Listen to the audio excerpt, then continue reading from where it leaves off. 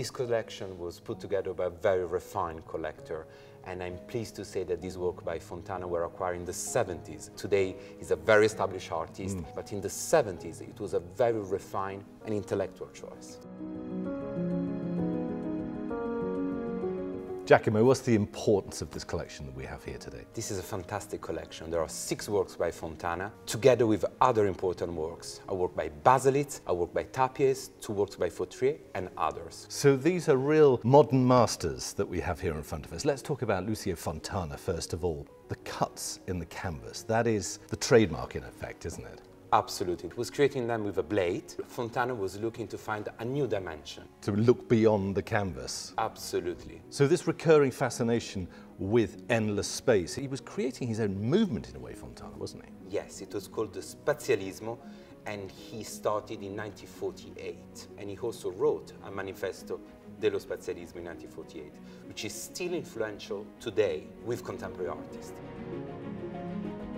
I'm really fascinated by the fact that when you look at these cuts, it's jet black in there. That doesn't seem to be the gallery wall that we're seeing through the slash. What is that? It is not, John. It is a black gauze that the artist was gluing on the back of the cat to give a sense of space, but also the gap give a sense of something that is unknown and maybe it's ready to be discovered. Infinite space that we're heading into. Let's stay on the surface of the canvas now, because also at the bottom right-hand corner of this first canvas, there is a piece of what looks like plaster, and is that a thumbprint? Is that a signature? Absolutely, it is the artist's thumbprint. So Fontana did that very often, did he? Not at all. Actually, he did it for very few canvases from that same period.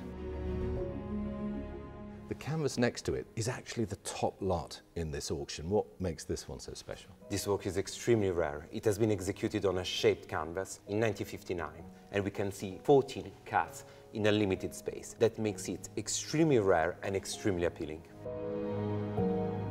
We move around again, and that is a wonderful, vibrant, orangey red. What is the significance of the colours that he chose? For Fontana, the colours were really important. You know, the best colours for Fontana are white, red, and gold. And I'm quite pleased that we have all these 3 colours in this collection. This is a very special example. 2 cats with a beautiful gesture, with a beautiful movement on what we call the Rosso Fontana, Fontana red.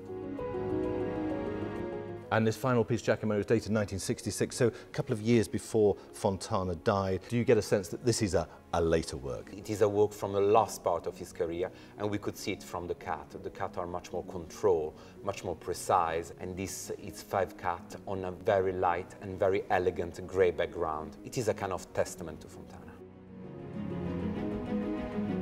Let's talk about a couple of the other works, starting with the Antoni Tàpies, Spanish artist. Did he know Fontana? They did know each other, you know. They met, they've exhibited together, and this is a fantastic piece from 1974. The surface for Fontana and Tàpies is the subject, is the main character of their work. And then the other painting that we have here is this large-scale work by the German artist Georg Baselitz. What do we know about this work? That is an outstanding work. It represents, of course, trees which have been painted upside down. This is the landmark of Baselitz. He started to invert the subject matter in 1969.